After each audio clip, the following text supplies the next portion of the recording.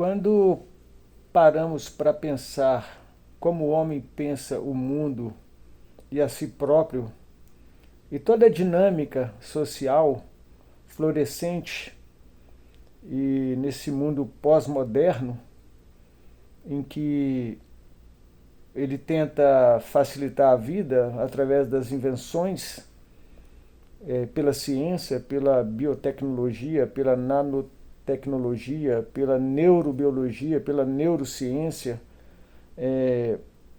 pela inteligência artificial, ou seja, por todos os caminhos possíveis. E nós então vamos à palavra de Deus. A gente encontra a Bíblia dizendo que Deus fez as coisas muito simples e os homens buscaram muitas invenções.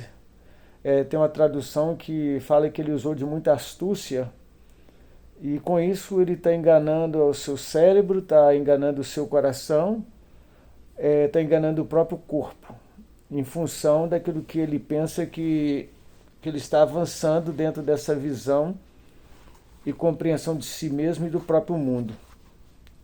E no século XXI nós percebemos que a inteligência artificial ela voltou a ganhar força, e com o propósito de replicar de forma artificial a mente humana. Só que trazendo uma estratégia diferente daquela que do século XX, porque ainda eles não tinham os computadores que hoje têm. Além da construção de supercomputadores hoje, né,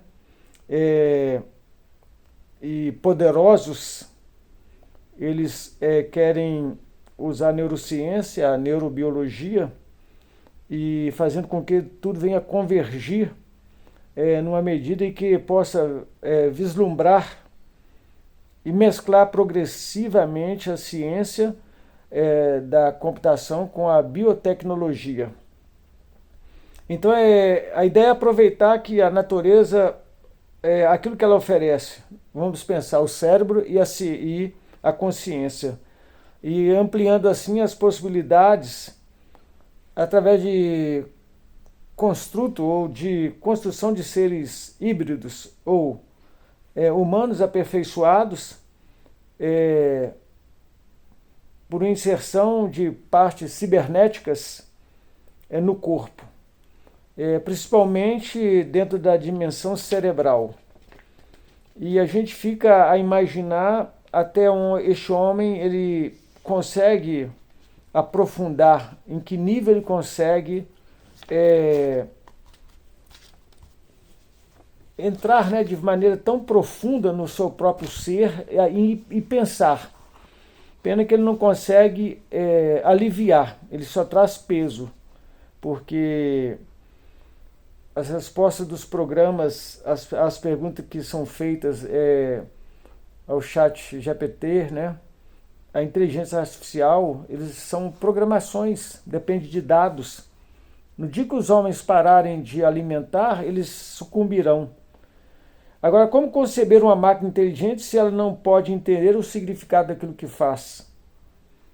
Então a barreira pode ser imensa, pois para isso ela precisaria ser uma máquina consciente, e uma possibilidade descartada, porque apenas o homem tem consciência daquilo que ele constrói e desconstrói, produz e reproduz.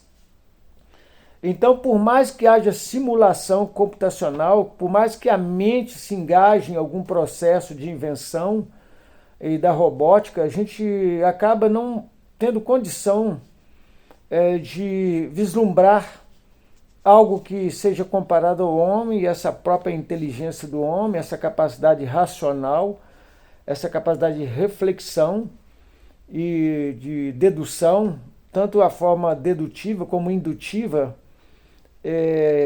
não é possível.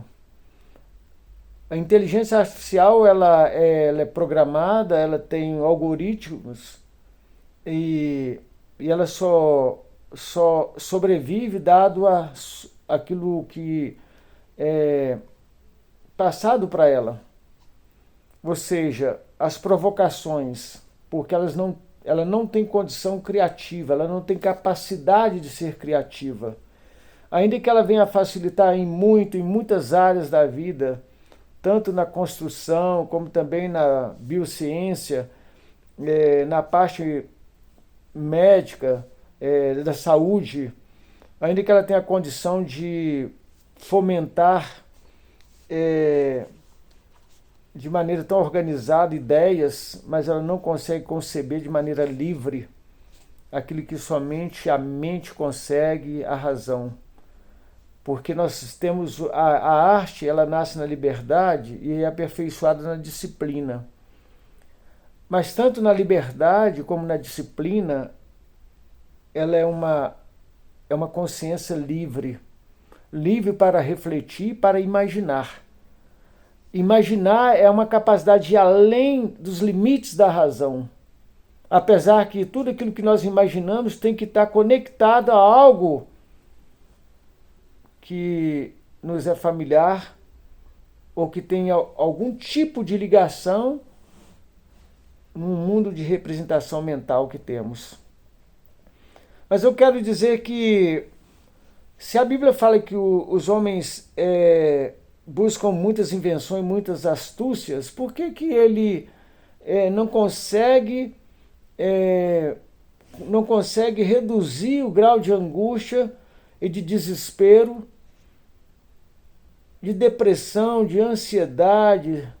Nós temos aí a síndrome do pânico dominando a humanidade, a doença do século, a depressão, tudo destruindo o homem, e ele ainda teima em buscar muitas invenções, essas que o levam para o espaço, mas o deixa à deriva. É muito melhor então assentar e fazer como o salmista, numa meditação contemplativa, olhando para a glória daquilo que foi criado, dizer: Senhor, quando eu vejo os céus, a lua, as estrelas, tudo que tu criastes, o que é o homem? Para que tu te lembres dele. Contudo, o Senhor nos fez pouco menor do que a ti mesmo. Porque Deus nos coroou. Nós somos a coroa da criação. Deus viu que foi muito bom esta obra que foi o homem. Esse poema dele, uma perfeição, e nos deu a sua imagem e semelhança. Que bênção! Então é muito melhor você aprender a amar a palavra de Deus, não se desligar, alienar-se daquilo que é possível e que está sendo trazido pela ciência, mas não se apegue, não coloque a esperança nessas coisas, porque o que irá acontecer será novamente o desespero da tua alma. Entrega teu caminho ao Senhor, confia nele e não tenha medo daquilo que as muitas invenções trarão.